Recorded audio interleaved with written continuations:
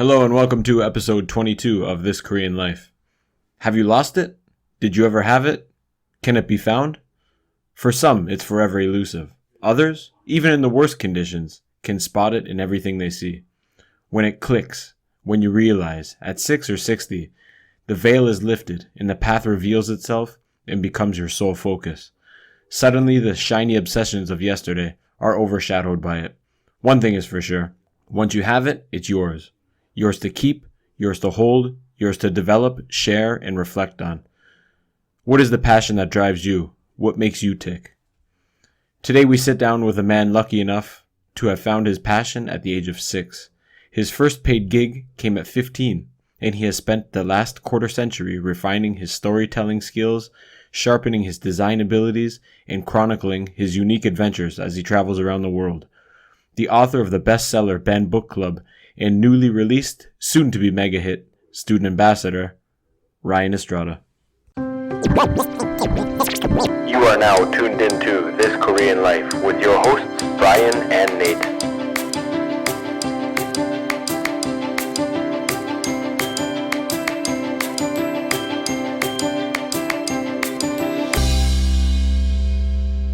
And welcome back to another episode of This Korean Life. Today's guest, self-proclaimed artist, author, adventurer, Ryan Estrada. He's been creating since the age of 6 and now an accomplished artist, having published numerous books and also directed, produced, and acted in various screen works. The Bollywood star. Now, at one point he lived in spent 10 years in 10 different countries. Ryan, welcome to the show. Thank you so much for having me. Very happy to have you. Again, we tried to do this at the end of February, and we got shut down because of Corona. Yeah, it was like the day that it first hit Busan was the day we were supposed to record. It was, and I was still on board. Luckily, Nate told me, and he said, "Hey, you better check with your wife. You might not want people because coming my in." wife's not on board for anything. Because she's a public school teacher. So if we ended up at his place and one of the kids, and anyways, her school has to shut down. Anyway, said, you better check your wife. My wife would never let this happen. I didn't even think to ask her. She said, you better check. Just, you got someone coming in from Busan. You never know. And I did. She goes, what do you mean people are coming from Busan? No, absolutely. Our kids are at home, blah, blah. But anyways, we got this place now, so we're good.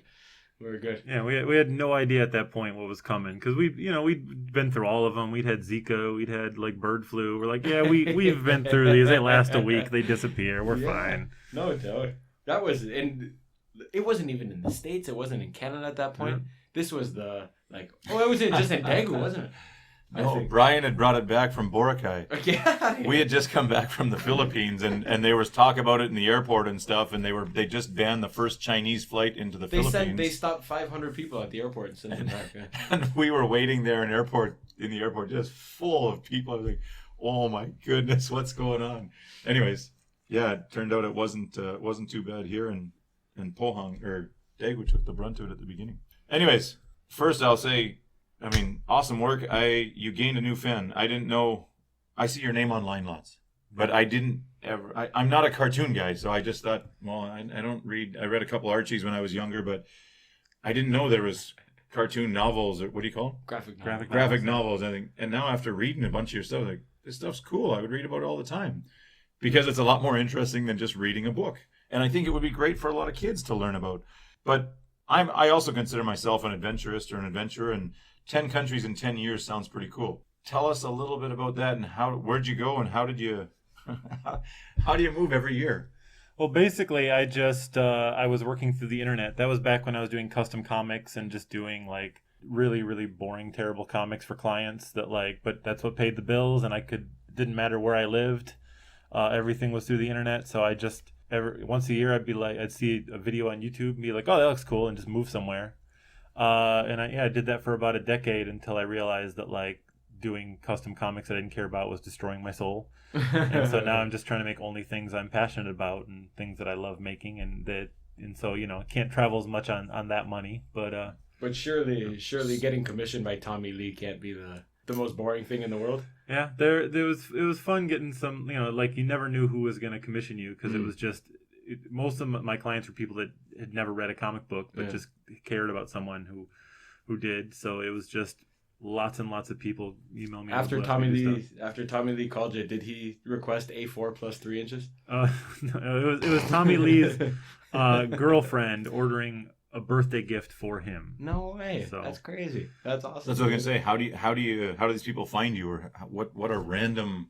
You're sitting in the middle of Indonesia or something, and all of a sudden, huh? Where does this stuff come from? It was just people that searched for the words custom comics. They found me. I just made a dedicated site that was like not related to my existing work, that just anyone who searched for someone to make comics could find it. Cool. And you say making boring comics. Why are they considered boring compared to what you do now? Well, because it's just about like wedding favors, or draw my boyfriend as Batman, or draw how our app works, or just, not telling So they're stories, special but to the just- people. Yeah, they're special to the people. But you could care less. But like, no, I don't care. No one else cares. Like, Right. it's nothing I can show to an audience. Like, I had Okay. spent all this time building up an audience, making original stories, and then for like 10 years, I made nothing but like, here's how a random couple met, and like no one wants to read that, and I lost my entire readership. And I learned the mistake. Like, I shouldn't have been putting all that online, because like people just, you post 100 comics no one cares about, then you post one you care about. It's going to take time for people to trust you again.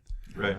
Interesting. So what kind of places were you in? And once you arrived, like there's nothing holding you down or nothing tying you down in terms of visas or anything else. Like lots of countries you can't go for a year. How do you manage, and where were you? I sometimes I'd travel and do like a job while I was there. I lived in India for a while and worked at a call center at night and do comics during the day. I just went to Mexico, stayed there for a year. I did 6 months in Costa Rica, and then 6 months in Panama, and lots of different places like that. I did volunteer work in Thailand. Not all of them were for a full year. Sometimes I'd be one place a little more in a year, and one place a few months, and then just bounce around. You're from Detroit? Yeah, Yeah. from the burbs. We're talking about like when we decided first to come here, and mine was, there was no job prospects. I wanted to make some extra money, and I wouldn't have come to Korea if that financial stability wasn't available. How do you get the guts to just up and move to any country? And like I had searched it out before. I knew someone here. Is that just your sense of adventure? Or you just don't. It was the safety net of boring comics. Yeah. People are always getting married. Yeah. It was that. I mean, not lucrative, but it was Yeah. enough to sustain. Well, your... I mean, it was regular. Like some months. The thing was that like when I talked about how much I traveled, people assumed that I was fabulously wealthy, and I'm like, no, I could just never live in America. Yeah. Like I can go to a beach in Thailand and get a 2-story house with a private ocean for like $100 a month. I can make that. I can make one page and pay for that, and then just anything else is bonus. So like, you go places where you can, if you are able to make money remotely. Yeah. Like there are places you can go where literally, if you lost all of your money, I could find a way to make $100. Yeah. Pay rent that We month. we say that before, that some people just don't know, aren't aware of the options out there. And I think it's smart. Like my parents retired in Florida, and they went for 6 months of winter and back in the summer. But it was way cheaper than living in Canada during that time. And I mean, they bought a double wide trailer for $8,000. And you get the senior discount everywhere you go. Dad's got a 6-month golf membership at a PGA course for $200 for seniors. I mean, it was incredible. But going to Thailand, traveling around Southeast Asia and Central America, to see the old guys who retire there with a mango shake stand or something, you go, that's all the guy needs, man. He's got everything he wants, and he makes $100 from his mango shake stand a week, and he's laughing. Yeah. But a lot of people don't know the options, or maybe are not willing to consider those options. But man, your money works a lot more for you in other countries than it does, usually where you're based. Yeah, the expensive part is getting somewhere. And once and if you get somewhere and go only where the tourists go, it's still going to be expensive. But if you just go into a cool, like when I lived in Panama, I just I had like $2,000, and I went to a real estate agency, and I'm like, if I just give someone this $2,000, can I get somewhere to live for a year? And I got like a 4-bedroom house, which I subletted, surrounded by mountains. Like you can live for next to nothing, and then like live like a king, and like awesome. Being a creative guy. I think once you're not worrying about the bills, or like I'm here for this year, my rent is paid, boom, that gives you the freedom to just let the creativity loose. So many places I've traveled, and I go, whenever I decide to write a book, I'm going to come here. If it's either in the mountains in Nepal or wherever, I go, it would cost you nothing to live here. You could have maids and cooks. You could have whatever. You could live like a king. But nice, peaceful, quiet place. And if it's on a beach or in a mountain, lots of places like that. I always think, if I ever want to write a book, this is where I'm coming. And you see them everywhere you go. I don't see them at home that much, but you say your life is full of adventures. Mm-hmm. When you're traveling to these countries, you mentioned I got a note here, almost being eaten by lions. Mm-hmm. Mm-hmm. Yes. Just as an example, not are you actively seeking out the adventures, but like, are you being a little less cautious when you're in there to try and encounter something crazy? Are you?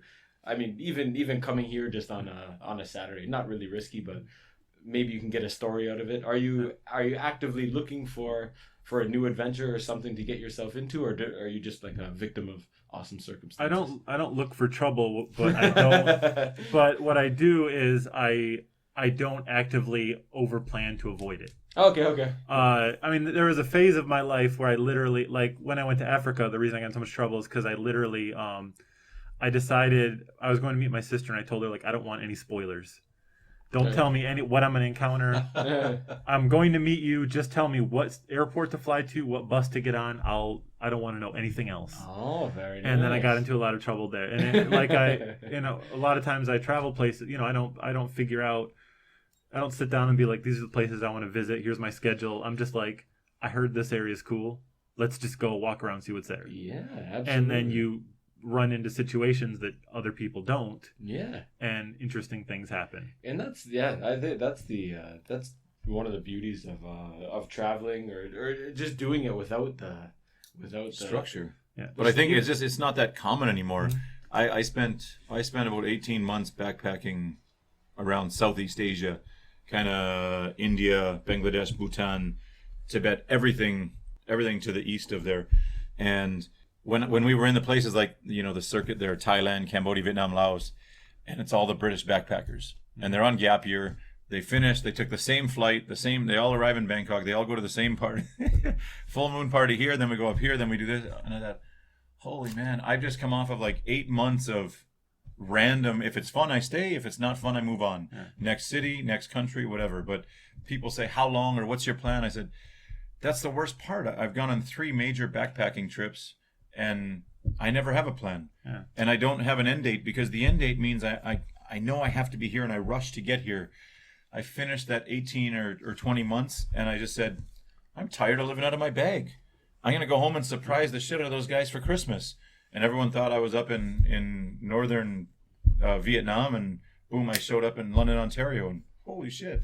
But I hate being constrained by you have to be here on this date to fly out. No, I'll just go as I please. Mm-hmm. So me and Petey and AJ, we bought $1 tickets on the street in Khao San Road in Bangkok. $1 tickets from Bangkok to Ho Chi Minh. And the lady was saying, $1, new promotional special. Guys, want to go? Here we go. Boom, $1. And we got a ticket, and that was it. So I like the no structure. I like the freestyle. It's so much more unpredictable. Yeah. Well, the thing about working without a plan is, even if you end up at the exact same places the tourists go to, it's a completely different experience, where like someone else might, let's look at the guidebook. Okay, this is the place you got to go. This is where the entrance is. This is the bus you take. This is how much the ticket is. And whereas I will like get lost in a neighborhood and not know where I am, and then like, oh, I really need to go to the bathroom. I'm going to pee my pants. And then like could just keep walking down alleys, and then all of a sudden I turn around a corner and there's this giant temple in front of me, and I'm like, I've discovered it. And then I tell people I found this cool temple. I tell them where they're like, that's like the 14th best temple in the city. Like that's not even in the top 5. What are you talking? I'm like, but I found it, and it was as it's very subjective. Yeah. So I mean, sounding frugal and in doing it, as cheap as I ever could. But would you ever worry about getting taken advantage of, or paying the wrong price, or getting scammed? Because that's what I found. The guidebook could lead me away from some of those things and save me time in the way that. I don't want to be wasting time haggling over this. I know what the price is. I know how to haggle, and I know how to get them there quick. But if I got no idea, I don't want to be caught paying double, triple, quadruple when that'll last me 3 more days in Southeast Asia. Yeah, well, you get scammed all the time. You get stories out of it. Tell them on podcasts. You make comics about them. Right. One of my favorite experiences traveling was you were talking about when I was living in Thailand. Just like you find a cheap ticket. Like I needed to go. Where was I going? Cambodia, and there's a sign that said like really cheap ticket and they showed like this giant air conditioned bus. Like they had all these facts about how fancy this bus was, and I'm like, and I bought saw the same one. I saw it and I'm like, I know it's not gonna be that bus, but let's Right. see what happens.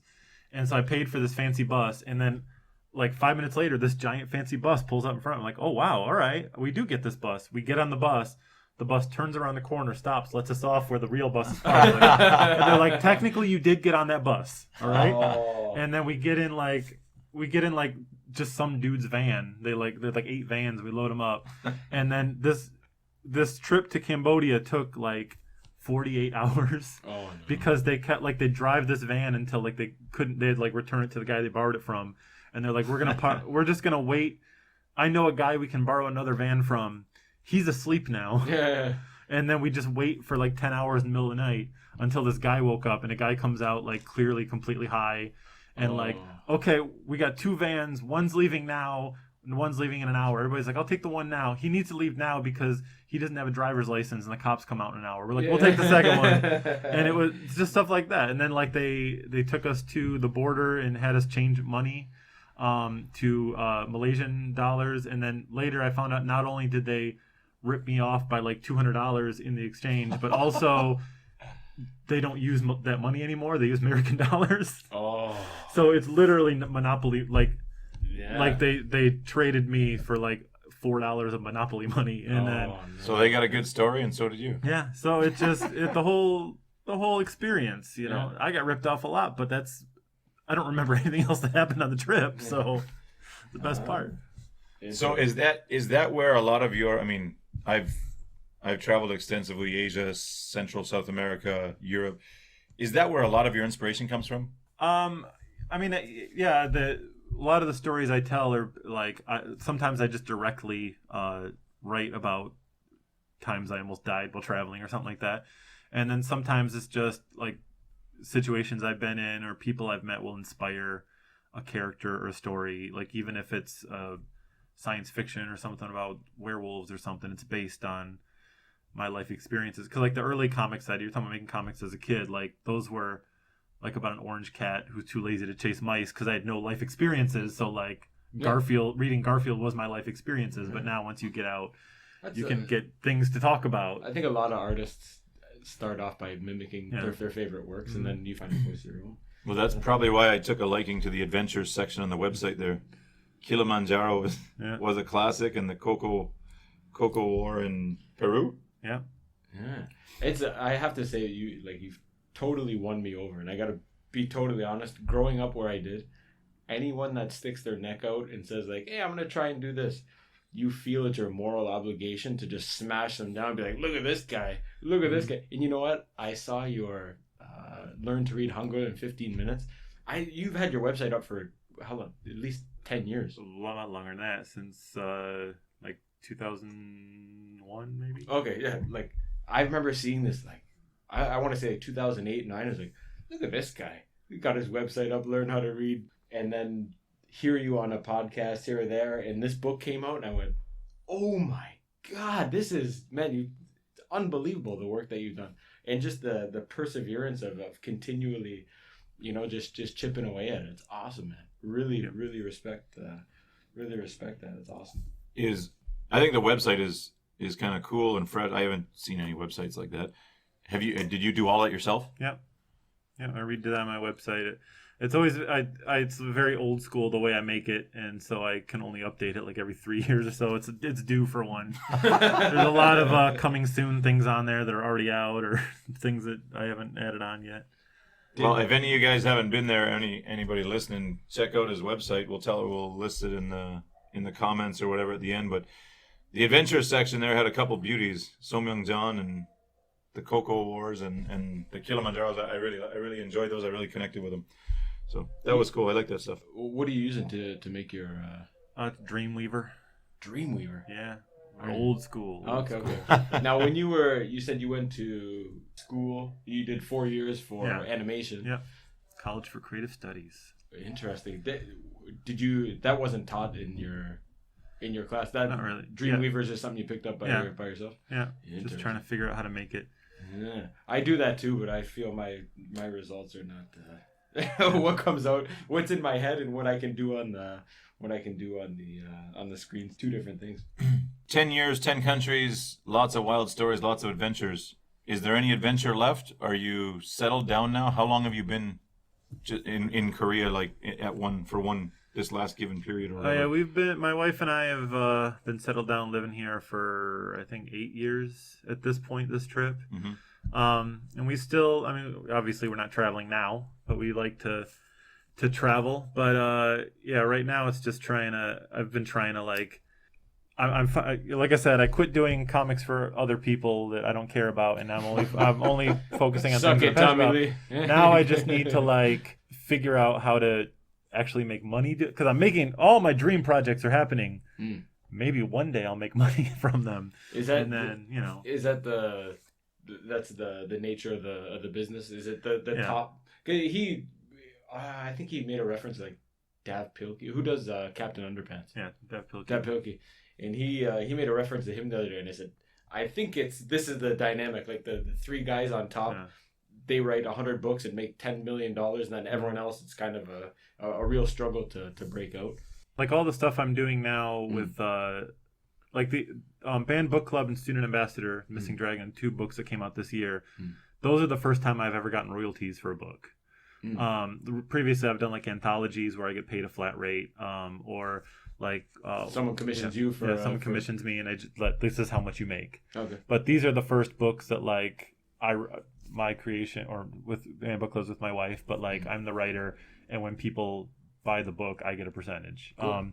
And so once the publisher earns back everything they spend on making and promoting hiring the artist, then I start getting royalties. I heard that should happen at the end of the year. Who knows how much that's going to be? Anything. But a lot of times, I'll do stuff on my own.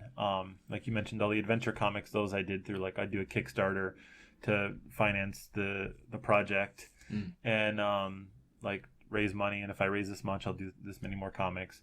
I never made a lot of money with those because I always did big collaborative projects, and I always want to make sure that my artists get paid. And then at the end, I'm I didn't save any for myself. And I actually had to chip in an extra $1,000 to make up for my promises. So it ended up most of the thing, people be wow, he made $30,000 on Kickstarter. And I'd be yeah, but I end up losing $1,000. Yeah. Is that the process that, for example, Dav Pilkey possibly went through, where he has to build up his audience? And I think that might be the way that everything's going these days, where you build up your core audience, and once they trust you, or once you have their attention, then you can kind of slowly insert hey, I got this book, you want to see more, here's all my free stuff, but it'd be cool if you support. Is that the thing about making a living in arts is I don't know any 2 artists that have made a living the same way or gotten success in the same way. It's just a weird thing of making things that you're passionate about, or the other people are passionate about, and something clicks. There are people making insane amounts of money right now making comics that none of us at this table have ever heard of. That just something they put on Patreon or something, that they have even they don't even have that many fans. They have this tiny core group of fans that are so passionate about it that they pay a certain amount every month. There are people that you've heard of that you think are huge and rich and famous, and they are struggling. They don't make anything. So it's a very weird industry, and the main thing about it is that artists have the extra switch in their brain that's if I did if I do this, I'm gonna make less money, but I kind of have to do it this way because this is the way I'm passionate about. This is the way that I care about. It's a lot of the decisions that have led to me not actually making money off of my work yet are just because my own decisions, and I know when I'm making them that but I make the thing that I want to make, and I hope that something comes out of it or it leads to something else. But looking back, there's no regrets. You want to make what you want. Man. I mean, the one regret that I always wonder what would have happened is I was doing a book called Aki Alliance. It's kind of a kid story. And I was doing it for this one website, and then I found out they weren't paying anyone, so I moved it away from there, and I was looking for a new home for it. And this one website, they messaged me and they're like, "Yeah, we want to run it on our site. The pay is very, very small, but we have a deal with a publisher, and they're talking about some of our books they might publish later. Here's a link to the comic we have now." And they sent me this thing, and I'm like, "This looks like a child drew it. I don't get it. This is, I don't." So I kind of blew it off. I didn't say no, but they wanted to see more examples, and I just put them on the back burner, and it fell apart. And the reason that comic looked like it was drawn by a small child is that it was Diary of a Wimpy Kid. Oh, which is listeners don't know is like one of the biggest franchises of books and movies. They didn't just have the lines behind it. Yeah, it was. When you're making creative things, it's like a meme that gets popular or a YouTube video. You never know what's gonna click with people. You can take 100 shots, man. You don't know which one's fair to say then that getting famous and getting rich is not the top of the priorities. No, I just want to make things that I'm passionate about, and if one of those, and like what's nice is like I've been making stuff long enough that now some of those same projects that like everyone was rejecting and like I'm just gonna make it anyway, I don't care. Like now they're starting to get attention. Like the student ambassador that comes out this year, like has been rejected by every single publisher and every single agent. That's a great premise for a book. Yeah, it's like I spent like almost 2 decades trying to get that book to happen, and then finally it's happening. And like Aki Alliance, the one that I talked about, that like after that fell apart, I tried to get a publishing deal, everyone turned it down, and now like how can I phrase this without breaking a non-disclosure agreement? There's TV stuff happening with it potentially that like came out of nowhere. That this one not Banned Book Club, Aki Alliance. Aki Alliance, okay. And I've heard from people. I've gotten emails about Banned Book Club from people that want TV shows that may or may not pan out. But like you can make stuff and it might take 10 years or 20 years, or it might happen the next day. Something might click and happen from it, and you never know. What is the process over 20 years? I mean, I think that to someone who's unfamiliar or not familiar with the industry, I think 20 years, I think, wow. I think someone would sit down for 6 months and write a book. Why would it take 20 years, or take us through the process of what happens over 20 years? Well, with the examples of Aki Alliance, I literally just, no one wants this, I'll make it myself and put it on my website, boom, done. I forget it exists, the world forget it exists, and it just sits as a button on my website for 20 years, and all of a sudden I get an email that again, non-disclosure agreements, trying to figure out how I'm going to say this, but an email that friggin' blew my mind. And I'm like, how did you even find this? I don't know. Yeah. Okay, so the 20 years isn't making it. It was made, and it was just sitting there, and then someone discovered it. Noticed it. Yeah. Okay. And then with Student Ambassador, it was actually like I kept trying to rework it. I kept making new versions. I kept pitching it around and getting feedback. And then finally, this time I teamed up with another artist, and we improved the idea a lot. His art like really worked for it. And even like originally it was intended like for adults, and now it's a kid's book, and which is weird because it's the exact same story.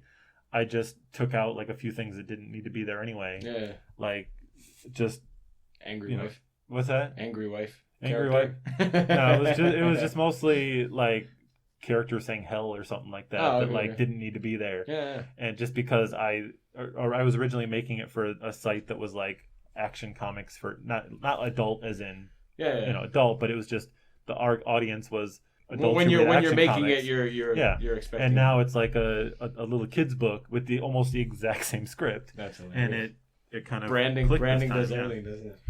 One more thing, sorry, about the past and making royalties. I heard I'd call it a tragic story about how you didn't put your name on Learn to Read Hangul in 15 minutes. Could that have been monetized? Did you ever plan on monetizing that? I didn't plan. I literally just made it because I kept having to give the same lesson to friends on napkins. And I'm like, I'm just going to draw it once, and if someone asks me, I'm just going to like open it on their phone. Yeah. And that's the only reason I did it. I posted it, and it went incredibly super viral to the point that there is a restaurant in China Oh, that is a bootleg themed Learn to Read in 15 that someone just sent me a photo of. Like, it has gotten so viral without my name on it that just it's gone now. It's gone. I mean, I released under Creative Commons because I want people to share it. I want people to learn That's Hangul. awesome. So people are more than welcome to share it, and I have sold copies at conventions and stuff. Oh, cool. Very nice. I had someone come up to my table. I was telling you that, like, picked it up and said, "You can't just print shit off Reddit and sell it and walk away." And I'm like, I made it. Take it from me. So how looking at your website, how do you decide what to monetize, what to charge for, what is free? Because lots of your stuff is free, which is I had a great time looking through it. But how do you decide where you're going to make your money? And since you don't have that steady stream, I know you have to build up your following, and if it's all for money, people might not even look at it, but they look at it, get interested, buy something else. How do you decide what to charge for and what not? Yeah, I mean, when I was first starting, I basically just made things, put them on the internet because I wanted to share them. Like, if I started from nowhere, no one knew who I was. Like, there's no reason that they would have bought the book. But I just I made a lot of those, and now the only reason a lot of my things you have to pay to read is because they're through publishers, and the publishers allow me to do so much more and bring in artists and things like that. Nowadays, if I make a big project for myself, like, a lot of times I'll do like a Kickstarter so that people can pay to, like, be the first people to read it or the first people to listen to it. You throw in some extra goodies too. I'll send you a T-shirt or a sticker. Or like I've done stuff where, like, I'll draw you into the background, you being eaten by a werewolf, or like or if it's a radio show, like I'll thank you in the credits or something like that. Oh, that's awesome. And I always, as much as possible, want just people to be able to read my stuff and share it. And now, hopefully all those people that have read the things for free for a long time, now that I have books coming out that are actually in bookstores, hopefully they're like, oh, I've read that guy's stuff, I'd enjoy it, I'll check it out. Yeah. And so, except now that the book that's actually gotten hugely popular, Banned Book Club, is like, the people that are loving it have no idea who I am. It's just now I'm just riding my wife's coattails because her story's cool. So all I had to do this whole time, I'll do all these free books. All I had to do was ride my wife's coattails. I never knew. Let's transition there to Banned Book Club. What was the inspiration for it? Was it an aha moment, or is this something your wife talks about all the time? How did you guys come to? What was your? Well, it's something that she had never talked about. That was the weird thing, is that, like, we were just walking in the mountains one day, and she just casually, like, she had bumped into some friends, and she just casually, like, in conversation was like, yeah, back when we used to be on the run from the KCIA and I got interrogated. I'm like, wait, when you what? Yeah. And she's like, oh, I never told you about that. And anyway, You've she been moved married, on. You've been married 8 years. Yeah, we've been married 8 years at the point. Yeah. And I'm like, what? Wait, you can't just... And she's like, it was no big deal. And I was running a banned book club, or whatever. And then, like, I kept trying to get more details. She's like, that's all there is to it. It's not that interesting a story. And so I just tweeted about it, and everyone's like, you got to make this a book. You got to do like an investigative podcast, something. And I kept asking her, and I'd be like, there's nothing else to the story. Sorry, guys, I guess it's not that interesting. And then my publisher, who I'd worked with in the past, Iron Circus, apparently saw that tweet, and a month later just, like, subtweeted me, and, like, I would like to write a book about that. And luckily they didn't tag me or anything. Luckily I saw the tweet. I was like, are you subtweeting my wife? And they're like, yeah, do you want to make a book? And I asked my wife, like, do you think we can make a book? She's like, I don't know. No way. So that came from the bottom up. Yeah, that was driven by the fans. Yeah, and it was just like, they wanted a book, so I started interviewing her more and asking more questions and pushing more for details. And I'm like, everything she told me, I'm like, wait, you did what? Wait, that was the part you didn't want to tell? That was the boring part? And, like, even a year into working on the book, she'd throw out details that I'm like, whoa, wait a minute. Why didn't you tell me that from the beginning? That changes the whole book. Right. I've been married 10 years too. My wife comes out with, you'd think after 10 years you've had every conversation. She'll just come out like, I remember that one time I had a part-time job and this happened. Like, how has that not come up in conversation before? It's mind-blowing, isn't it? So I'm curious then on the background of your wife. Was she is she always been an artist also? Is that part of how you met, or and what about collaborating with her and how that stuff works? Yeah, my wife has, like, zero interest in writing comics, anything. Like, she's been meaning to get around to reading all of my books since I've known her. And it's wild. She's a co-writer because it's her story. I can't do it without her. But she was like, all right, I guess I'll help you write this book. And then it's amazing. Like, and now, since this is her first experience, all of this acclaim that she's getting, Like, she just thinks this is what happens when you write a book. She's like, all right. I'm like, we got 3 starred reviews. All right, what's that mean? And I'm like, it's a really good thing. There's only 5 you can possibly get, and it's really, they're okay, all right. And like, oh, they want to fly us out to Washington D.C.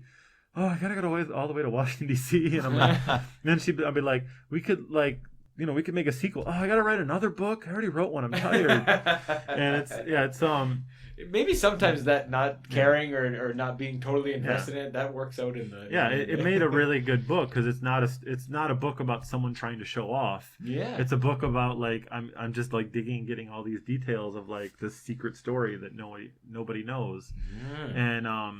And yeah, like but what was really cool is that like when we were working on Band Book Club, it was me. I'd interview her, ask her lots of questions, and I'd be the one at the computer writing, and then show it to her. She'd give notes.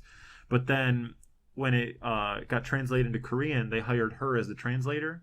So then we just switched places where she was the one interviewing me. Like, what does this joke mean? How does this work? And then like she'd go and write. And like so she was the one at the desk and like trying to figure out what all my like English language puns I put in meant and how to translate them, and then like it like changing not so much changing the story, but like making things more accurate to her version, or like how she wanted to tell it. So it's like a slightly different book because it's from her point of view. Do you find cutting down? You said you had to dig, but I'm sure she gave you a lot more details and information that wasn't included in the book. Do you find it hard?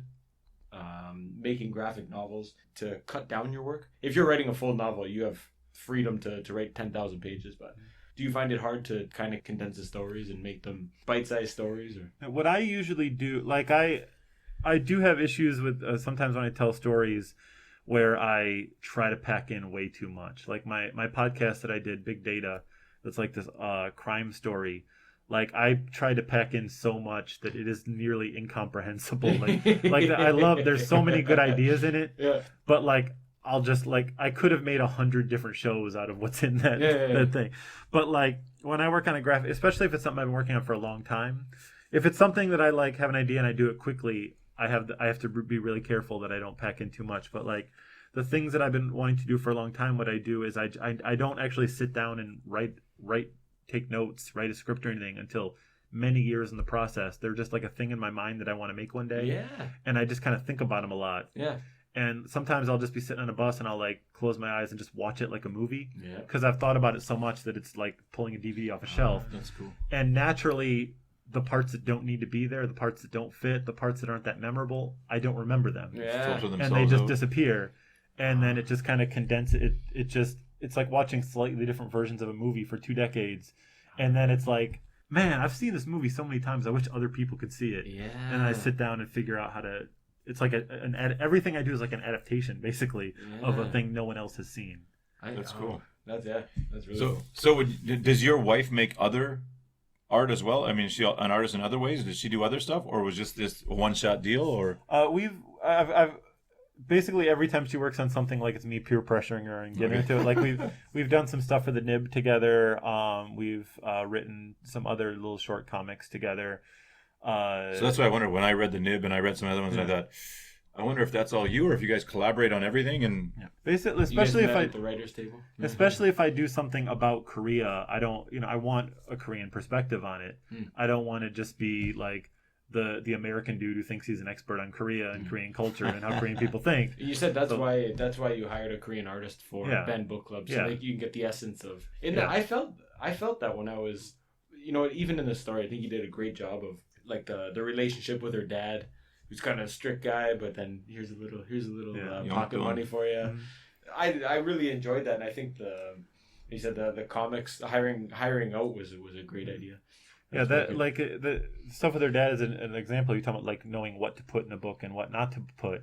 Like when I was interviewing her family about her dad's steak restaurant, like everyone's like, "Why are you asking about a steak restaurant? What does that have to do with the political situation in the 1980s?"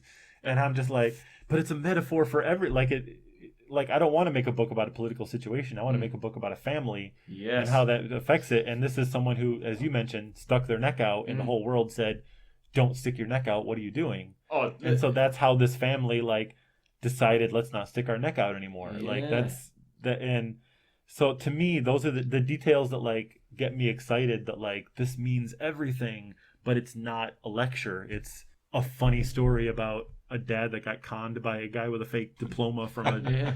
restaurant that didn't Yeah. exist. Yeah. When I read that, I felt like cultural essence of it, man. It was cool. How long did this book take from start to finish? I think it took about 2 years, but then there were a lot of delays and stuff, so there was a lot of work still going into it during all of that. I think it took 2-3 years, something like that. And do you find after that process, I mean, living in the same house with my wife and kids all the time, I mean, yeah, they can get on your nerves, especially here. I'm at home, we got the big houses, you want some free time, go down to the basement or the man cave, whatever. But I don't know if I could picture working with my wife all the time, especially for 2 or 3 years, and where you need to cooperate and communicate is essential to get this done and not get frustrated, not lose your temper.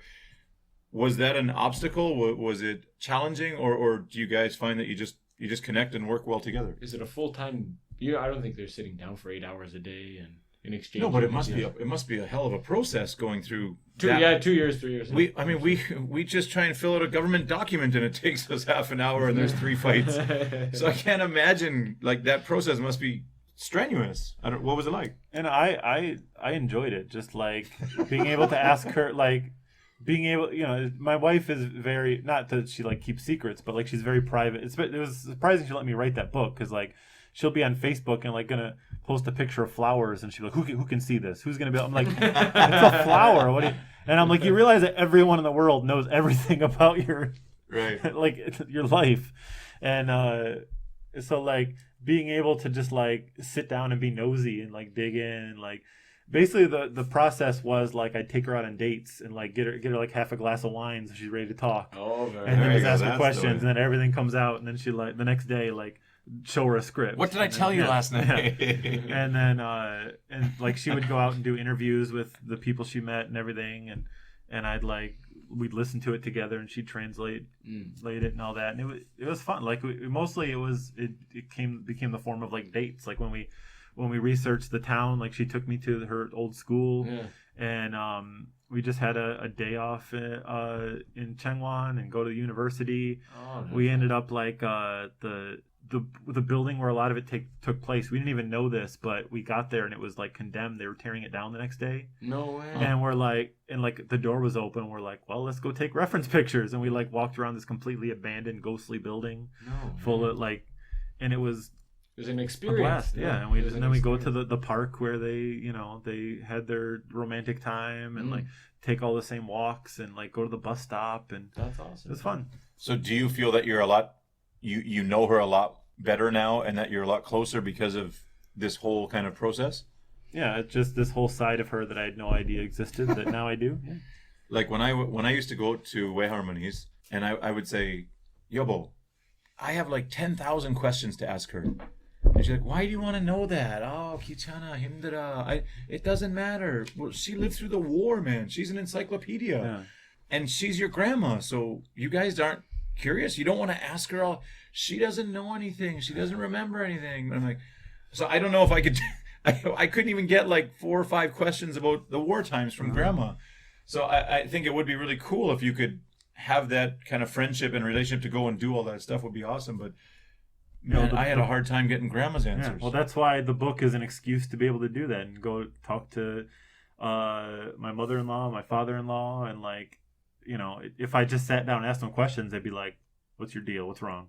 But if I'm like, So I got to start telling them I'm Yeah. writing a book. Yeah, there Okay, you go. Chuseok, I'm telling them. and Got a like, book coming out. and the thing is, like, everyone we interviewed, no one understood why we were interviewing, because like the thing is that just everyone in Korea in that area had this experience. Not that they had the exact same experience, but they lived through this whole thing, so they think it's not special. It maybe in like 20 years, if someone's writing a book about 2020, you got a lot of stories. Talk but about Corona. yeah, like Well, everyone, whatever. It was, yeah, we you're wore gonna be masks. like, you're gonna be like, why? Yeah. I didn't do anything special. But Like, that's everyone did it. that's where your talent comes in, Yeah. right? You got the keen eye to pick out Yeah, you got to the figure out important details. what's special and what makes it interesting, and they got to realize this is going to people who have no idea this happened. At the end of the book, it says that the characters aren't. I don't know how you said it. The characters, some characters are mixed. You know, we amalgamated people together. Yeah, Kind of okay. like, because, you know, we did all these interviews, we got all these stories, like, everyone's memories are broken. Like, we don't know exactly who said what in what order, who was there for what event. And also, like, you know, not that they're crimes now, but we still, I'm interviewing people and they're admitting to crimes. I don't want to, like, blow up their spot, you know. Yeah. And also, like, since I don't know the exact words they use, I don't want to accuse someone of saying something they didn't say. Absolutely. So I just created, like, based on the interviews we had, the stories happened, I created, like, a set of 3 characters that then I had them go through their stories. I think that's a great way to go. I read one. I was looking through some of the criticisms, and one guy said, like, this is supposed to be a true story. Well, this isn't true at all. This is just a mishmash of characters, and you don't know. But I think what you did, that's a wicked approach to it, man. That's possibly the only way that you could tell the story, like you said, without blowing up people's spots. Yeah, what was funny was, like I said, I did that because I didn't want to, like, blow up people's spots, but then, like, everyone that was it has a character based on them, or, like, every institution that has a school based on them has been out doing press to make sure people know. Like, Changwon University, in the book we called it Anjan University, which is a pun that means safety school. And, like, I'm like, well, the whole book is about how she didn't want to go there. And, like, it wasn't exactly the greatest experience. So I'm like, I'm not gonna, like it's a completely different institution now, but they're into it. They put out press releases to, like, every newspaper in the country. Like, it got published everywhere, and they're, you know, because now the people that were fighting against what was going on are now in charge of it. Absolutely. And the mayor of Changwon invited us out. I and, like, saw that. Yeah. Gave us fancy wine bottle openers, and took pictures and put out press and everything. You guys had a make big sure banner too. Yeah, wants to make sure everybody knows it's Changwon. So when you were doing the interviews with her friends and the people, I mean, Korea is a pretty conservative culture.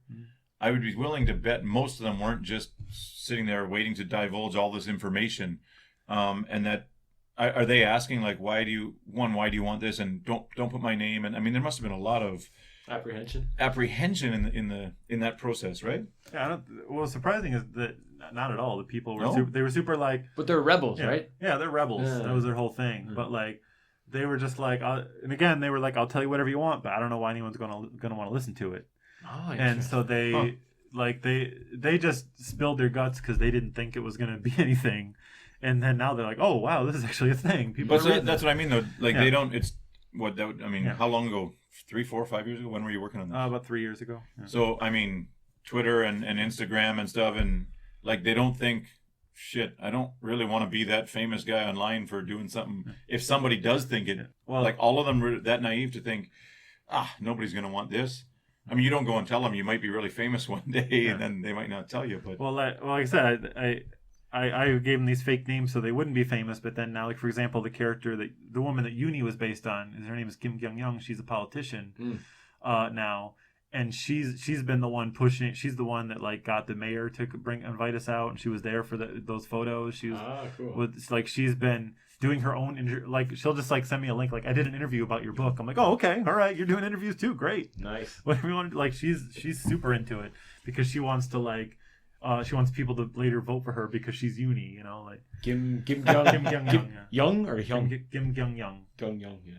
I was going to ask, you mentioned Iron Circus, and when I look at the website, there's so many, you're affiliated with so many different, I don't know if they're all publishers or what they are, but how do you, if somebody likes you and loves you, wouldn't they be interested in a lot of your stuff? Or is it that Iron Circus is only interested in this particular stuff that you do? Or how do you go through and how do you manage so many different people and connections and publishers and other stuff?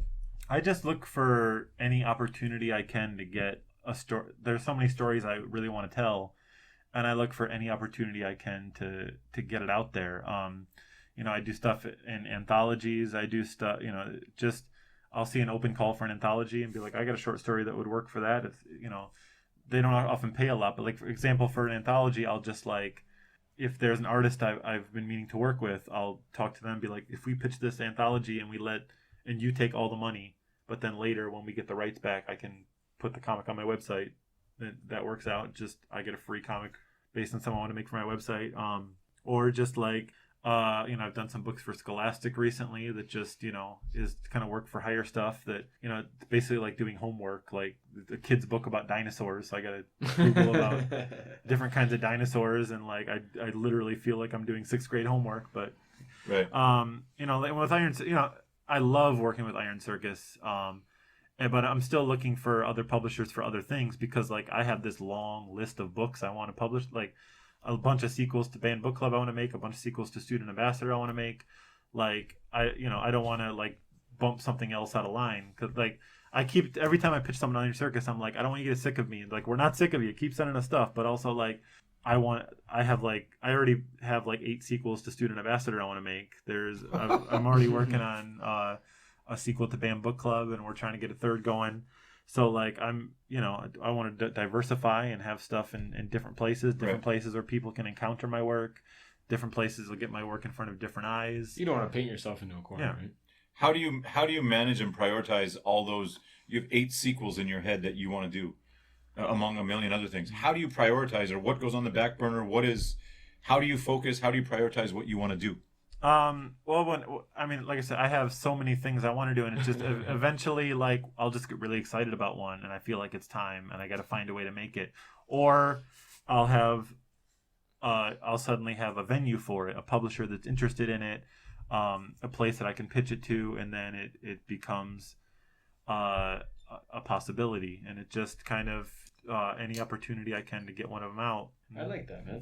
I don't in any way want to equate myself to you, but ready? No, but I do. I got a crappy website, and I hire an artist to do very basic comics. But similar to you, I'm condensing stories into 24 panel, very simple comics. What I find important for me when I'm trying to write, or if I'm making something, is my workspace. Okay, I work from my house or from a coffee shop. I like certain kind of music. I like that lo-fi, lo-fi music. Yeah, like the slow beats. I need to have a strong coffee to do it. You got that YouTube channel with the girl with the headphones. What's that called? Listen, lo-fi beats to study to, or something like that. Chilled cow. Oh, dude, okay. They got just the pictures. Just looking at those pictures, it gets me in the mood to write or to do anything, to be creative. The names of the thing, like 1 a.m. study session, or chilling on a Saturday afternoon, like lazy Sunday, things like it's really cool. I enjoy it. Anyways, tell us about your workspace when you're drawing, maybe not when you're interviewing, obviously, but or writing. You say when one of those things you get excited, this is the time. Do you sit down for 3 days straight and just pound it out, or do you work in short spurts, or how do you do it? My writing I can't sit at a desk and come up with ideas. It's physically impossible for me. I can only I develop ideas when I'm sitting on a bus, when I'm riding a bike, when I'm walking up a mountain, when I'm out in the world and just kind of like just zoned out. And it's not even like times that I specifically intend to go out and do it. Like there are periods where I have a lot of projects to do. So I like literally on the way to work, I have to wear headphones because I know that if my headphones aren't in, I'll start thinking and I'll come up with 6 more projects. I'm like, I have to finish these. But like once like when I'm on a bus and all of a sudden I get that one idea that like, and that's another thing when it's the time, is when like I'll have an idea for a story and there's all these I know the scenes, I know the characters, but there's one thing that it needs to tie it all together. And I don't know, and all of a sudden I'll figure out what the story is missing, and that I'm like, oh, that makes this work. This fits it together. And then it's like it's like the greatest drug in the world when I'm like, oh, all I need is this one character that says this or something, and then there's a reason for this character to do this, and then it's like I have to get down and write it down, and then it's just typing at a desk, sitting on the sofa, whatever. It's at that point it's just like it's so get it out. Like it's so in my head that like I have to sit down and write it. And then it doesn't sound like it did in my head, and the editing and everything is just a mad scramble to get it before it's gone. And so, that's the process for me writing. And then drawing, I'm very different from other people in that, like, other people, they'll have like, here's their pens, here's their paper, they draw it this size, they rule it out, or a lot of people do digital. I'm still very Amish and Yeah. That's what I was going to ask. What kind of software would you use? You say you scan. Yeah. You scan. But like I won't sit there and like draw the page. Like I'll just, even like when I'm teaching classes, I'll just be like drawing stuff that's gonna happen in the future. I'm like, oh, I like this drawing, and I'll just ink it and then scan it and like pop it into a panel, and like I'll have accidentally drawn it on a kid's test and be like, I'll give you your test tomorrow. I gotta take it home and scan it, and that like I'm just very whatever materials I have on hand, whatever paper I have on hand, flexible. And then later kind of in Photoshop I'll just kind of collage it together to make it work. Writing vs illustrating. What's the preference? What do you?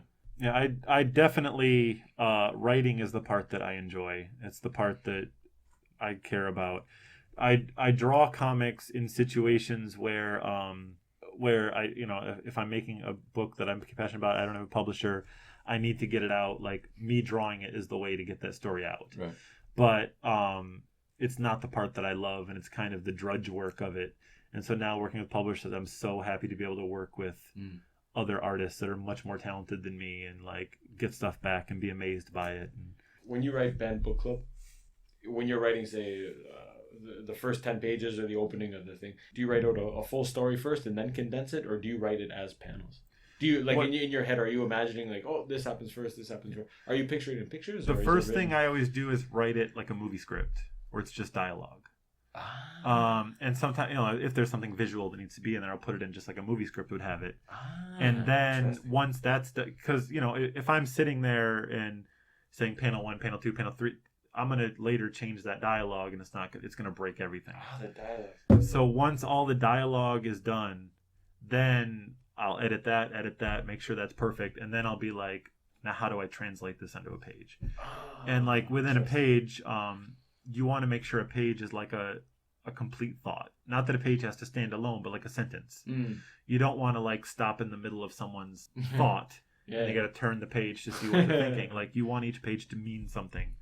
Or a sentence, a paragraph, and just kind of break that up. And then when I collaborate with someone, I always have it before I do that second step where I break it into a comic script. I'll do it as a movie style script, and then I'll ask them how they like to work. Some people, they like to have, this is panel 1. There's a tree here. There's you know this person's facing this way. This person's sitting down. Yeah. Some people, they're like, that's my job. I'm the artist. I'll figure out how to create it visually. You just tell me what they're saying. Yeah. And so I can work either way. I definitely have, I've watched it in my head 1,000 times. I have a way that I have seen it. That doesn't mean it has to be that way. I'll gladly, if you want to draw it exactly that way, I'll gladly be anal retentive and tell you exactly what happens and like be super annoying about it. Yeah. But if you want to go nuts and make it, it's always better when someone else, because even the ways I describe things or the way I break up panels doesn't necessarily fit the way they draw. Like I'll have, for example, just the way I have someone stutter and say in the sentence, like I'll do like a few panels. They say the first word, then have a few panels that make weird faces. And that doesn't work for the way someone else draws, and they'd be like, "Why am I wasting 6 panels on nothing?" And I'm like, but they have this creative way to do it in another way that's much better. The guys that when I hired the artist, I don't draw at all. I'm terrible at illustrations, but I commissioned the cheap artist on Fiverr to do my stuff, and I said 100% do whatever you want. And I think really, like you said, trust in the professional or letting them decide was awesome. They came back with some silhouette. Unless he's the steak cook. But he comes back with silhouette pictures, and I go, oh man, I would never, in my mind, like you said, I had the picture, but he came back. My favorite panels are the ones with silhouettes, and I went, these are awesome, and I never would have thought to do it. It summarizes exactly what I wanted to say. Yeah, well, like, I'm so happy when I work with art, like with Student Ambassador. Like I said, I've been trying to get this book off the ground for like 20 years, and I was always going to draw it myself, and I was never happy with the way it looked, and obviously publishers weren't happy, or agents weren't happy either, and I could never get it to look the way it did. And as soon as I brought Axer Enius, who's the artist from Mexico, as soon as I brought him on, he just sent me these sketches, and I'm like, this is the character. Man, like that kid running out is awesome. Yeah, and then like another thing that I didn't even think of that like I felt it, and I tried to describe like I was trying to describe how they matched the character. He's like, oh yeah, well, the way they acted, Joseph just acts like a dog, and the other one acts like a cat who doesn't care about anybody. And I'm like, and so I gave him like kind of pointy hair, and him like kind of. I'm like, you drew him as a dog and a cat, and it made it like I see it. Yeah. It makes sense. Cool. Like it's just like the one like his eyes are kind of cat-like and like pointy and like the little taller pupils, and it doesn't look like a cat. He didn't draw him as a cat, but he just embedded this feeling that I wanted to express through dialogue that I would never have thought to do in that way. Trust the profession. And just it just as soon as I saw that drawing, I'm like, I cannot ever see. I don't ever want to see the drawings I did again. Yeah. They'll creep me out. But in 20 years, someone's gonna want those original. When this is the next Captain Underpants, you'll be selling those original drawings. I'm curious what a lot of your work is. As I went through a bunch of the different parts on your site there. A lot of the work is about you or your life, or you're in a lot of it. What is it like cartooning about yourself, or telling your own experiences, your own stories, and like, I mean, now this one is fairly famous, and what is it like always doing it about you? And do you ever feel like that's not really me, or what am I portraying myself as, or is it? How do you feel when you're doing that stuff, as opposed to writing about everything else or everybody else? Yeah. Well, the big thing about making comics about yourself isn't so much the feeling of making it. It's the feeling of like the rest of your life, every experience you have is filtered through that, where you're like, this could be a comic. I can't. I have to be careful how I respond to this because I don't want to look like a dick in the comic. Like, or like you. I look at life as a narrative where like, I think about like, what would I do if this were a comic? Because it might be one day, and there are comics that I've worked on where like I tried to make the comic for years and it didn't really work until I realized I'm trying to make myself look good in the comic. And the whole thing that makes this interesting is that I'm actually the bad guy in the story. Right. And so when I do it, or like I'm the idiot in the story, or I did something completely wrong, and being able to like admit that, show yourself in that way, and poke fun at yourself. Right. And I kind of did that by like telling the stories on stage and like events in Busan, and like tell the same story a few times, and you realize that like, oh, people don't care about that I thought I was cool. People care that like I'm an idiot. Like that's what makes the story interesting. I can admit that. I got no problem with that. Sure. And that's what makes it fun. When I retell stories in class, or if you're giving the same lesson several times over what's it? I just think we think some stories are so funny we could tell them 3 or 4 times, and you don't think that's funny? You didn't like that story? When we can tell it or say it to ourselves or to someone we know that knows the same story, and we think of it a certain way, and other people think, I don't get it. Why is that so important? Why is it so funny? I find the first time, if I'm telling a story, if it might be clunky the first time I do it on a Monday, but by Friday you kind of fine tune the exact points. You know when they're gonna laugh or exactly what vocabs to use or how to explain it, and you kind of refine your story. You know? I'm curious what you think about the anthologies. Is that kind of working together is better? You know, like you said before, the story wouldn't probably make it out on its own, so doing it together is an easier way to get it out. And what is that like compared to doing something on your own? The anthology is just a nice way to get a short, simple thing out in the world. Get your work in front of eyes that normally wouldn't see it. Someone might buy a book because there's an artist that they know, and they discover someone that they don't know. A lot of anthologies are on interesting themes that make you write about something you wouldn't otherwise write about. It's just a really fun thing to do. Like back a long time ago, it used to be that anthologies were like never paid, like you'd be laughed at if you suggested it. Iron Circus is kind of the one that changed that and started paying people for anthologies, and now it's kind of industry standard that it pays pretty well to do anthologies. So it's just a nice way to get it. One of the million ideas in my head, like get that out of the way. And when they do it, you said they put out a calling for it, and then you write something, or is this something you've already done and you say, hey, I got a story for that, and just submit your story? That's usually, or whatever it is. Usually you just pitch an idea. They'll say, some anthologies are by invitation. Some they'll just say like, we're doing it. Here's the theme. It's science fiction that takes place in Latin America. Send us some pitches. Right. And that the reason I do a lot of comic anthologies and not a lot of writing prose. I like writing prose. I don't get a lot of it published because like when you pitch a comic, you can just say, "Here's my idea," and if they like it, they'll be like, "You're in, make it." Whereas if you write prose, you have to finish the entire story. Right. Even a novel. Like if I want to pitch a novel, I have to write the novel. Yeah. And then they could look at it and be like, oh, I don't want that. Yeah. But I wrote a whole novel, and you wouldn't look at it until I wrote it. Whereas with a comic, it's the opposite. They don't want to see the finished comic because they want to have some input on everything. And the supplies. And like it's just so much more work and money to make that like I love pitching. Like if I pitched so many things that if I had to make every one of them before I pitched it, Kill your I would buzz, literally like I would never be able to make it all. But I'm always pitching stuff. and that helps decide what you're going to do as well. Yeah. Right? Cool. So I don't know how mainstream your stuff is in Korea or how, but a lot of it is related to Korea, right? I mean, there's a lot of different, especially your anthologies there, and the Nib was a cool one, the Ojoy sex toy, obviously the book. Do you ever think that if your stuff or you become more famous or more well known, that do you ever worry or think about the cancel culture, and would you be subjected to that?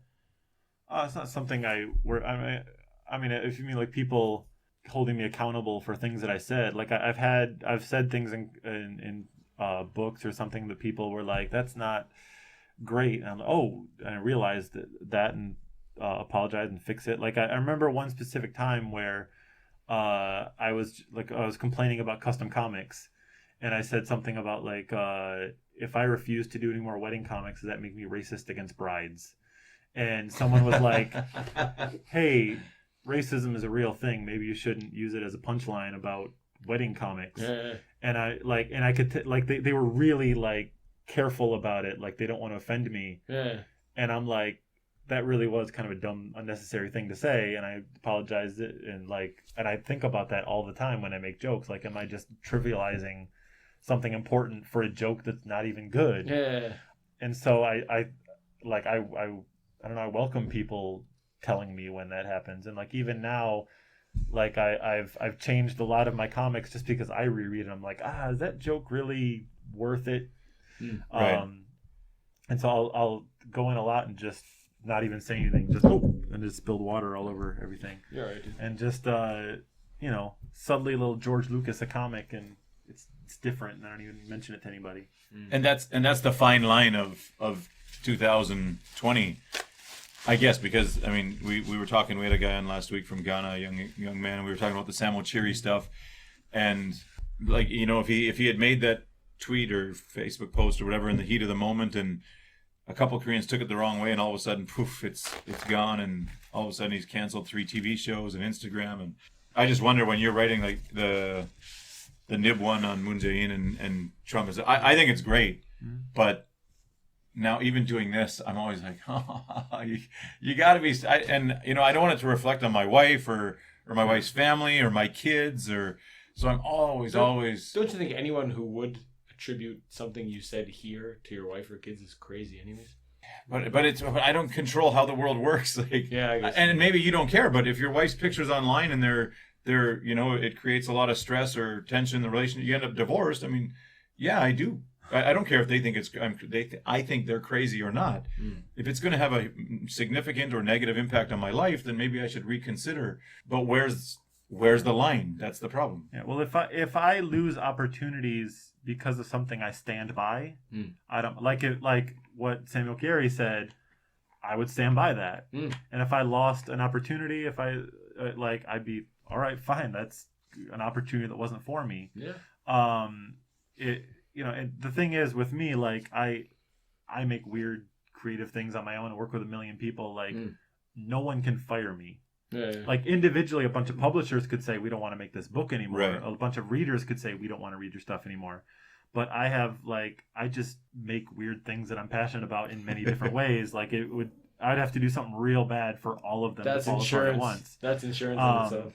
And that's the good part Yeah. working in this Yeah. industry and for yourself, that you don't have anyone that Yeah. can directly fire you. Yeah, but like if I did something that like by mistake it sounded like I said something I didn't mean, then I would feel terrible. Wait till you hear the final But, like, letter to this. Oh man. Yeah. Like I don't want to get too much in, but there's a guy at the radio station I work at that was in the news recently, and things like lost his show and everything, and things can happen because of something he said. because of something that he did. But yeah, I mean there are situations where you just suddenly you're what people are talking about, and it can affect the bottom line. But I just try to only do things that I can stand by, and then if I get into trouble for it, I can be like, well, I meant it. Yeah. Just And, basically comes in out, all those just make a comic situations, about I it. mean, there might be some ignorance at play, make but a comic about it. But I don't think it's. I mean, in most cases, it's not intentional. I mean, the same with the Filipino girl with the tattoo. And I mean, it's not. You're not intentionally trying to hurt somebody, and if it indirectly does, the problem now is that you can't even apologize. It's gone way too big and viral and exploded before you have a means you've done chance. something wrong. And if you stand by what you really believe, then if you haven't done anything wrong, there's no need to But for example, the girl got the tattoo. Yeah. She didn't know. She was ignorant to the fact that the Yeah. Koreans don't. So she said, "Listen, I'm sorry, Koreans. I did it because I liked it, Yeah. but I didn't know it was going to impact you this way. Hmm. You can say sorry for that. That doesn't mean you did something wrong. True. But she's spoiled in all of Korea. I mean, she's done, Okay. and it's had a major effect between both countries, right? Like, it's a different world. I mean, it's not like it used to be. I wanted to ask you one we had talked about it before about teaching your craft or teaching your trade to younger people.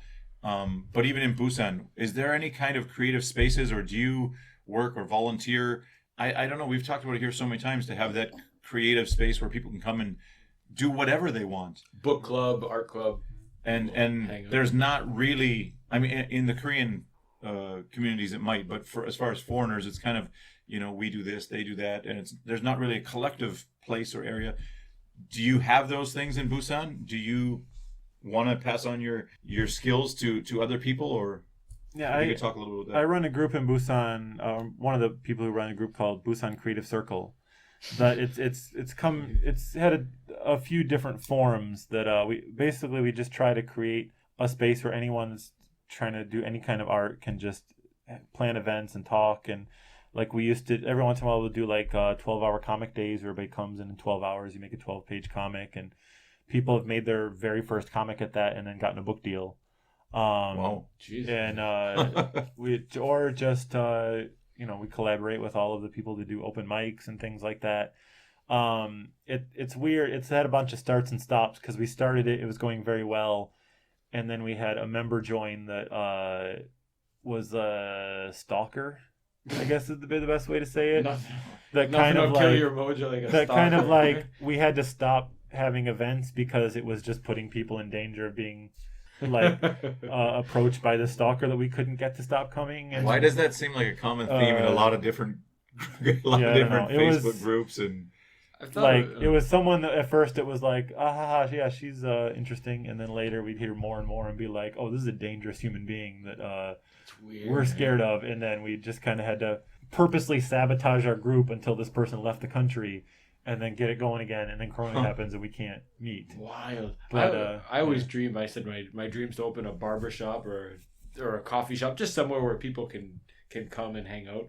And then you think of, when I really thought about it, like, what if you just get that weirdo that comes in every day and just wants to hang out or do weird things to your other customers? Actually, I think we have a group of friends who do that at one of our other friends' bar. But that's something you gotta deal with. So Yeah, we had a woman that would like follow people home at night and like to ensure they got show up legit. late and start like screaming at people for not waiting for her when she showed up 4 hours late to a 12-hour thing, and it was my scary. God. It was terrifying. she's not related to So Myung-jo? No. So Myung-jo? No.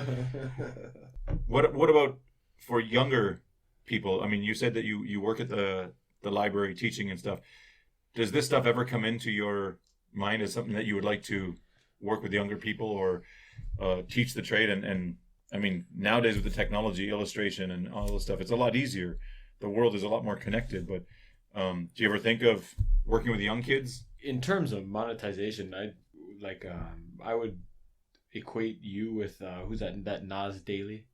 Nas Daily. He's got He the makes really the videos. There. really pumped up videos on YouTube or whatever, on Facebook. You see his stuff, and he's just created the Nas Academy. He has 1 million followers, and when you talk about monetization, I thought, why aren't you teaching? Why aren't you? Is it a teachable? Maybe that's a good question. Is it a teachable thing? Can you show people how to draw or how to tell stories properly, or what's? Well, I try to do as much as I can. Nothing that's monetized, but I've done lots of like blog posts and videos and things to share what I know. But I mean, there, like, especially like with drawing, there's so many people that are better at drawing than me. For me, drawing is a means to an end, not the thing that I'm actively developing. And like with storytelling, I don't want other people to write like me. I want people to write like themselves. I want people to write the books that only they can tell. And the stuff I do about how to is more about how to figure out how you make art and make the art that only you can. I'm more interested in focusing on telling my own stories and then just being helpful to people in any way that I can than trying to like make a business out of teaching classes or anything. But I just try to be there and open and helpful to people with sharing in bits and pieces that I know on social media or whatever. Oh, that's such a, man, I get such a bad habit of everything I start. It's always like, how can I monetize this? Where does the money come into? Because that's the society we live in now. Everybody wants to be a YouTube creator. Everyone wants to be a video pro gamer. Everyone wants to be. But ironically, the things I enjoy the most make no money, which is, I don't know. What are you gonna do? That's the. But they say if you do something you love with all your passion, it will turn into money. Yeah. And that's, I think, what you're doing. You do it because you love it, and eventually someone, hey, I like this, and this guy's really good, and it turns into money. As long as you continue doing it and you do it with everything you got, then whatever it is, it should be successful. Yeah, but for teaching, like, for example, I really enjoyed I taught this one class at Donghai University once, a summer program, and I taught a public speaking class. And my favorite thing was not teaching, like, this is what you should say, this is how you should say it, but mostly getting people to not freak out. The very first thing I did was we had a bad speech contest.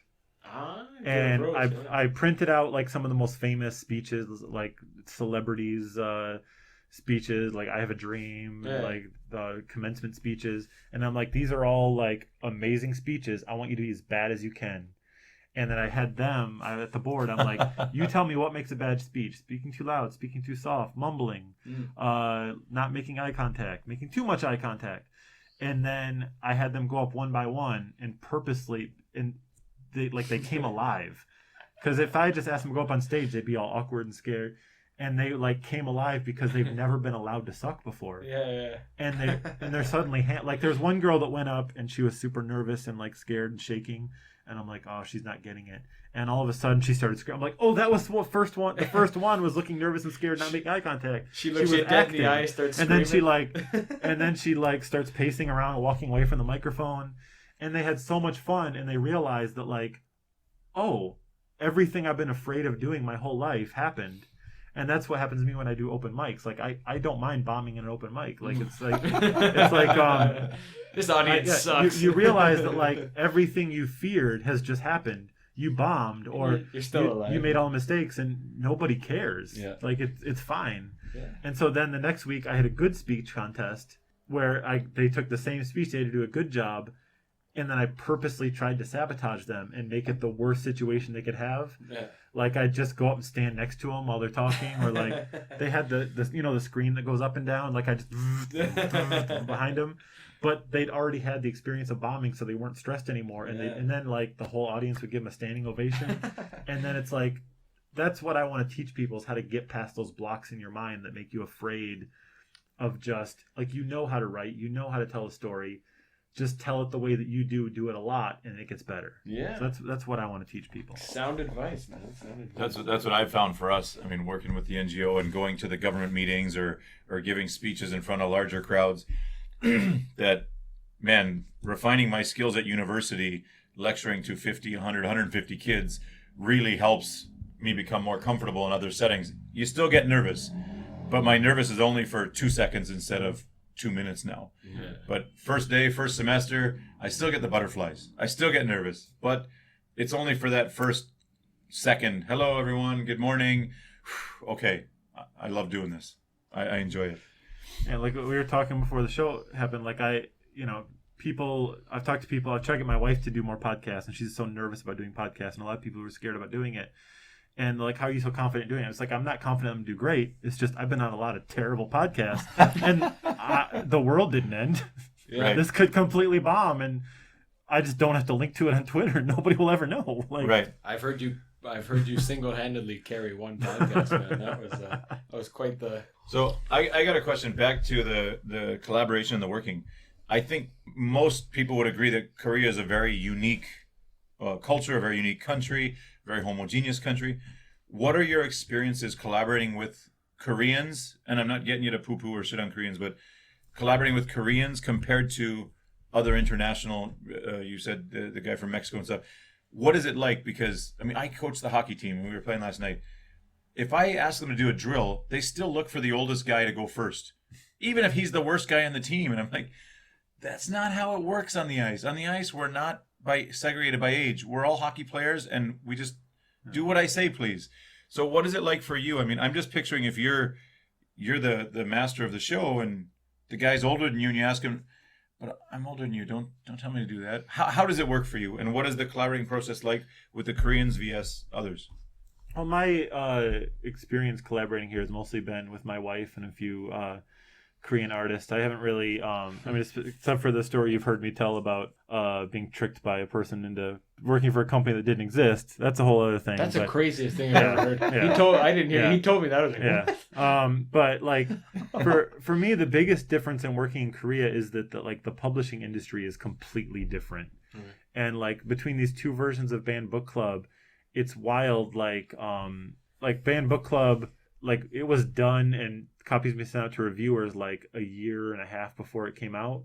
But then like the Korean version, it's like, it's coming out next week. I might change the name. And like they literally changed the name a week before it came out. And then like he's coming up like, how are we going to promote this book? I'm like, well, here's a list of places that we could do signings. He's like, oh, we don't do signings in Korea. What do you mean you don't do signings in Korea? Like, it's just not a thing.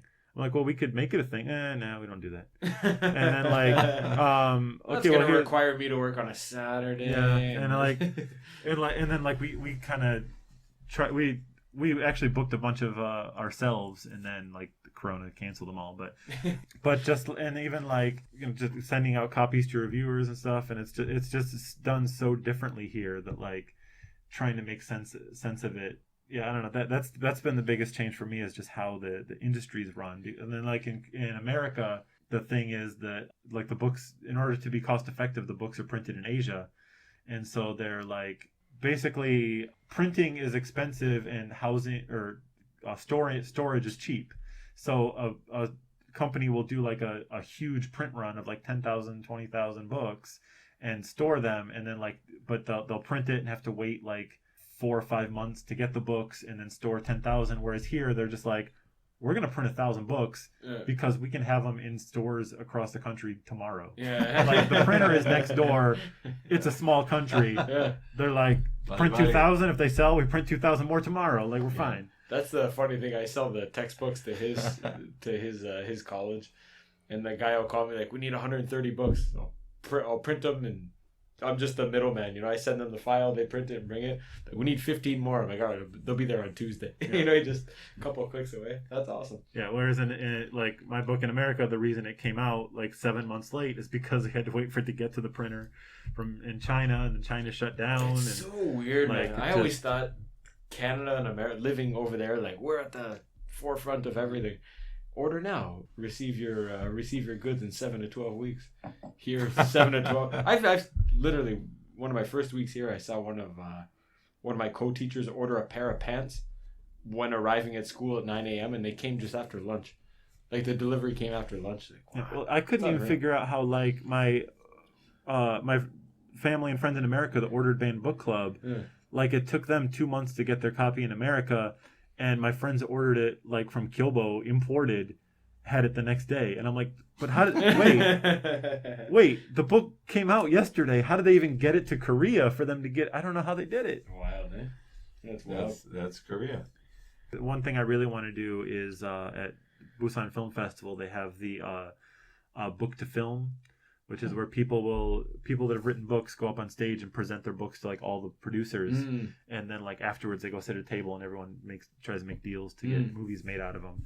I really want to do that. That's been like a big, I tried to do it last year and it was a big confusion about like if I was allowed because it's from a Western publisher, and now we are finally going to be able to do it because we have a Korean publisher, but now it's canceled because of Corona. Did you win the Busan Film Festival? There was a 72-hour film festival that I won, and then the film got selected to the Busan Short Film Festival. Okay.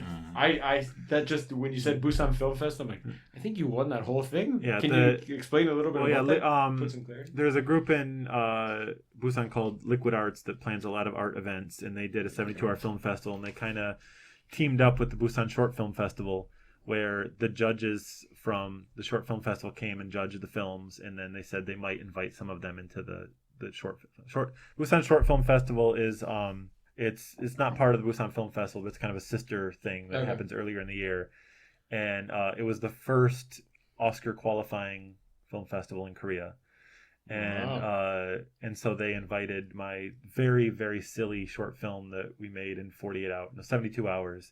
Which is weird. My first film to go to a festival is just the goofiest thing that I've ever made. What was the name of that one? It's called The Captain. And basically what I did is I knew I had... The two actors on my team are just really powerful, intense actors.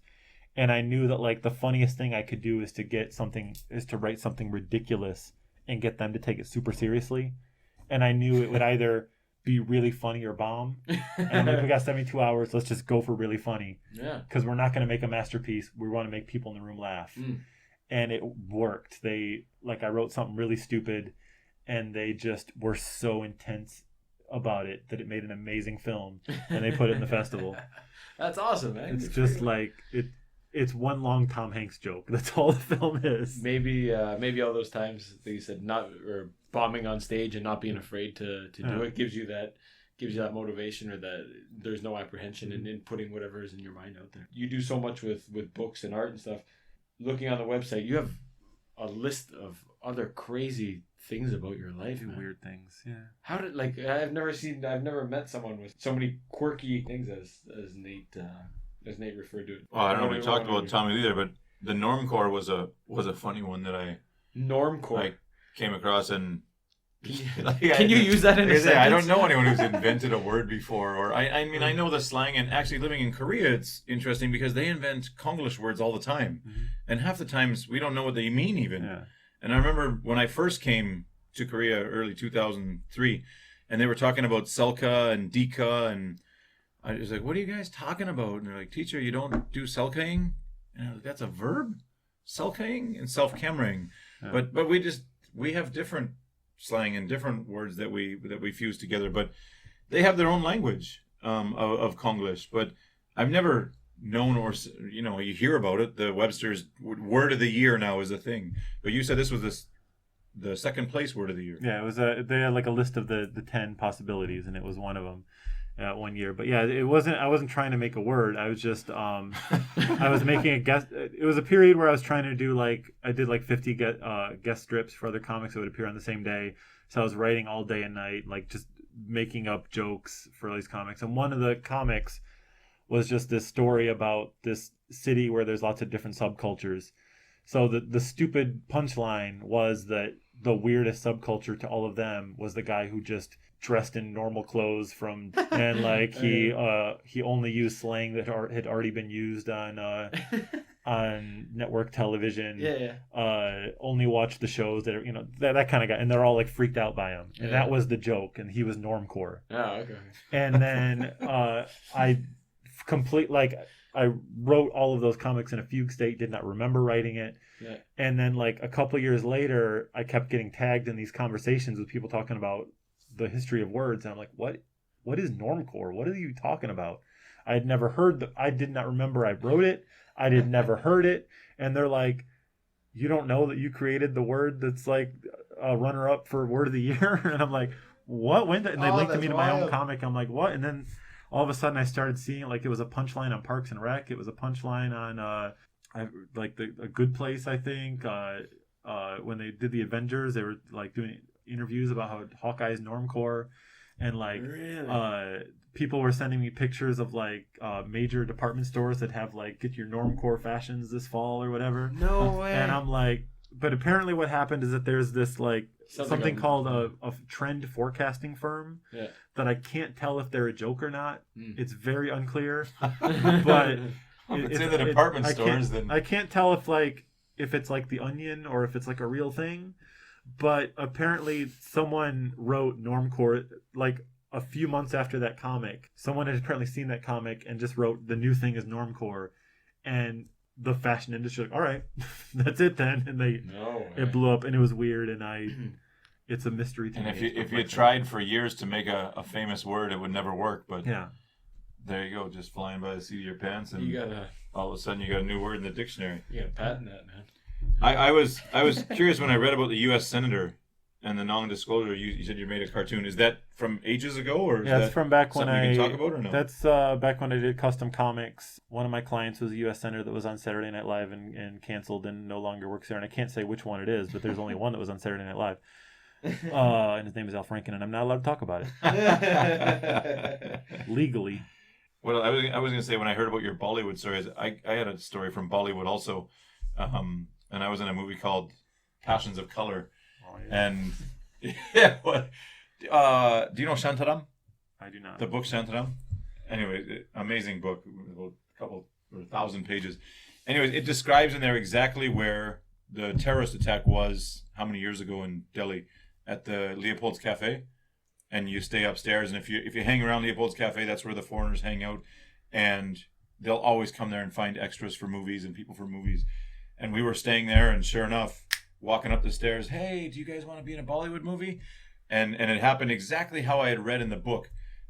Same place, same hostel, and then all of a sudden, boom, we were on the set of a Bollywood movie for a few days. And I thought, interesting that you've been in that situation as well. How was your experience? Good. I was in Apka Surur, the movie The Real Love Story. Movie is spelled with 2 E's. Love is spelled with a U. And it is one of the worst movies ever made. Even my friends who my girlfriend at the time who loved Bollywood movies would not go see the movie with me. And it was just really weird. My biggest part in the episode or in the movie was I did the voiceover of a character that like basically they shot it in Germany but with no microphones, and so they would just fast forward through the movie and be like, this character is speaking English, you voice it. And so they showed me this cop, and I said, okay, what's the line? They said the line is what the hell, and I said, all right, he speaks for 8 minutes. I'm like, yeah, the line's what the hell. I'm like, you want me to just improvise? No, you can't improvise. So you want me to say what the hell for 8 minutes? They're like, yes. So to illustrate how impossible that was, they played it, and I said, "What the hell? What the hell? What the hell are you doing? What the hell is going on here? And I did that for 8 minutes, and then they're like, "All right, done." I'm like, "Wait, we're done?" Like, yeah, and they put it in the movie. What the like hell? It fades in and out, so you don't hear me the whole time. But like that's if you watch the movie, all of a sudden you just hear me go, "What the hell? What the hell?" Okay, just before wrapping up here, I want to know, like, especially your Korean stuff. I think it's awesome. And I would love to read that stuff on a regular basis if it was available or out there. Is there a way to share it, or what is the easiest way to find that stuff that's not the website? Like, is that stuff shareable on Facebook and whatever, or do we have to just share the website? No, I mean, depending on what, like I said, I make so many things in so many different places. There's stuff on the Nib. There's stuff on. It's always all shared on all the social media and everything, or my website will link you to the best places to read it. Yeah, I make so many things in so many different ways, and then so much free stuff to read, and then the 2 new books that just came out that people can get wherever they go to get books. How do you put your stuff out for social media? I try to be on everything. Twitter is my main thing that I get the most engagement. That works out the best for me. But I try to get my stuff out everywhere that I can. Okay. Well, I look forward to sharing some of it. I think the Ojoy sex toy bit there was great. The Nib was a great one with Trump and Moon there. I think I really like all of it. And two huge things that I shared was the hitting John Duan on the head with the shoe, and explaining how Corona broke out here. You did the Shinchanji, the short comic there. that saved me so much time sending that home to people, and I had, like I said, so much engagement. People sending back like, "Is that really a thing? Oh my god, that was odd." It explained it so well, man, and that's. And then, of course, everything happened in America. Like, oh yeah, we get it. Yeah. Right. Yeah, cult spread it. Yeah, we got it. Yeah. Oh, dude, you did a great job. But yeah, people follow me at Ryan Estrada on Twitter, or everywhere else you can find me. Awesome. And I'll share all my stuff. What can we look forward to in the near future or the next year or two? Well, like I said, Student Ambassador just came out. I have another book that we're working on called Occulted. That is a follow-up to Banned Book Club. That's about a friend of mine who grew up in a cult in America and wasn't allowed to read books because the world was ending. So why would you bother? And then learned everything from banned books. That's the girl who wants to be an astronaut or something? Is that right? Yeah. Wild. And then I got lots and lots of other stuff cooking that I'm trying to get off the ground. And hopefully TV shows will happen. I love it. Who knows? I love it, man. I love to see the hustle, the grind, and the persistence over decades, man. Keep going. Keep going. You're an inspiration. Thank you so much for coming today. You came all the way from Busan on your day off. So, dude, thank you. Thank you so much. Thank Guys, you. I hope you enjoyed. We'll catch you next time. Bye-bye.